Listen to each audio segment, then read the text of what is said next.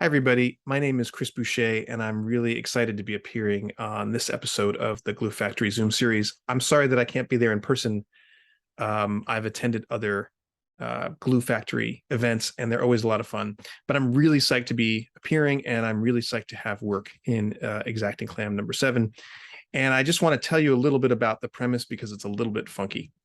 I wrote to Exacting Clam editor Guillermo Stitch earlier this year in the fall, and I had kind of a strange pitch. And the pitch was that I wanted to try writing a story for the issue that included other work from the issue. And I wasn't sure if it was going to work, um, but I wanted to give it a try if he was game. And thankfully, Guillermo and Jacob were both game. And a few weeks later, Guillermo sent along a few selections from the issue. And Guillermo and Jacob were totally patient and generous throughout the process as I tried to figure out how to write from the selections that I read, all of which I loved. And it was an incredibly fun process for me, and it was incredibly creatively nourishing. And it's just one of the most fun things I've ever had a chance to try as a writer. So I'm grateful to have work in the issue and really grateful to have been able to see this experiment through. So on the page, these phrases that appear elsewhere in the issue, they're identified with quotation marks.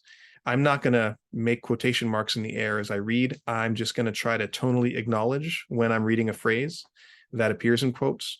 And if something appears particularly discordant, it's probably because I'm not identifying it clearly.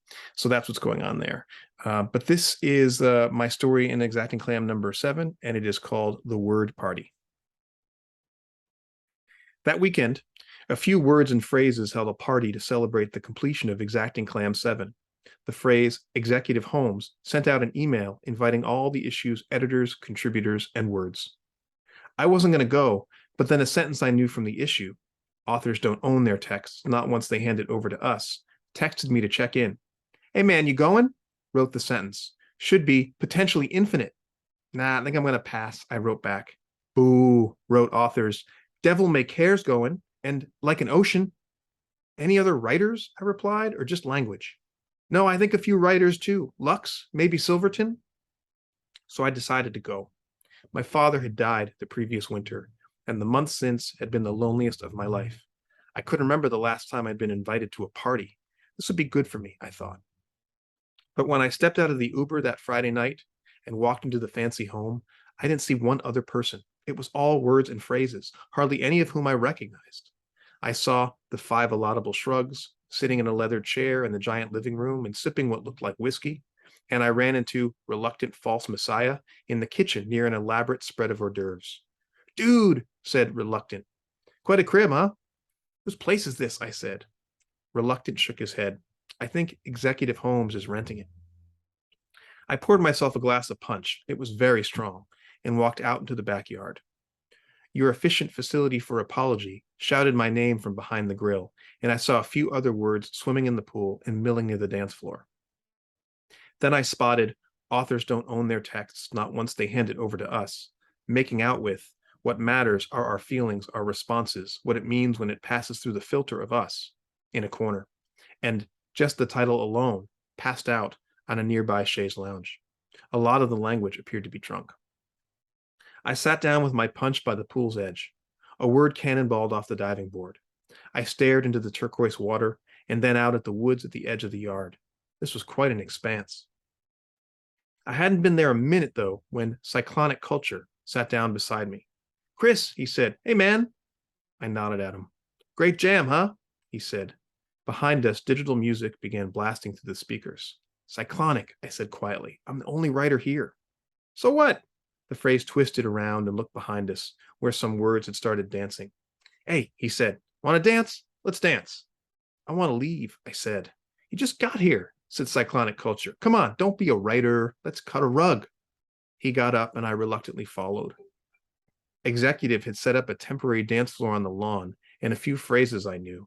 Devil may care, mellifluous laughter, continually mingling and separating, were vibing to the music. I tried to follow suit, to loosen up and find the groove. I was making my best effort to have fun, be social, and enjoy the night. One song morphed into another, and more phrases seeped onto the floor. My mind and belly warm from the punch. We were all celebrating something. I closed my eyes and bounced to the beat. I felt, for the first time in a while, happy.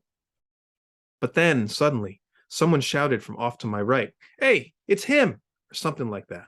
I opened my eyes and saw a phrase I barely knew, my previous friend, holding a bottle of beer in one letter and pointing at me with another. "That's the guy," he bellowed at. The gauntlet has definitely been thrown. "That's the guy who wrote the story." "What story?" shouted Gauntlet. "The story, man," spat my previous friend. "The word party one. The one with you and me in it." Friend turned to me. "You're Boucher, right?" Yeah, I said meekly. "Yeah, you're the asshole who put all of us in your story without even asking us." "He what?" said a phrase behind me.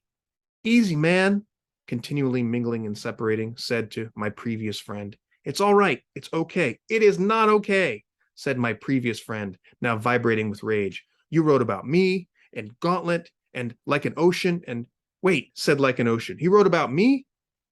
"Just let me explain," I said. "You had no right," barked friend. "No right."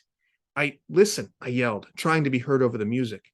"I just thought it'd be fun to write a story that, included other writing from the same issue." "Fun?" yelped my previous friend. He smashed his bottle on the dance floor. "You thought it'd be fun?" Then he lunged at me. "Whoa!" shouted Cyclonic Culture. "Take it easy." "Yeah, friend, back off," boomed reluctant false messiah, and he shoved my previous friend backwards. "You fucking back off," shouted Gauntlet, reaching for Messiah. Someone threw a punch. Friend dove at Messiah, and Ocean headbutted Cyclonic. All the phrases started shouting and fighting, and soon it was a melee.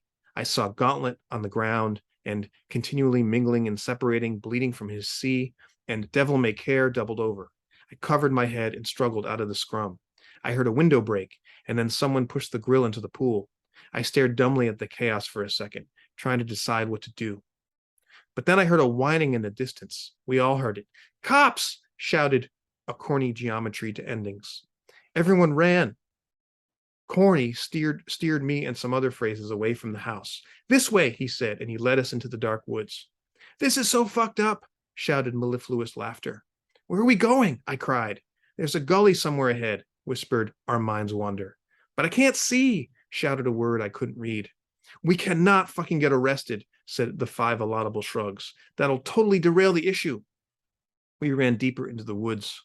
A corny geometry to endings was near me for a while, along with Drunk and Walking Alone to That Cold Home and You Are Alone and It Is Over. But I lost endings somewhere, and then Drunk and Walking Alone. Then it was just me and You Are Alone and It Is Over.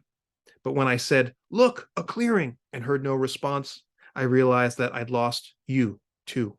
I sprinted onto the asphalt of a strange street and ran on alone through the cold, silent night. Thanks very much.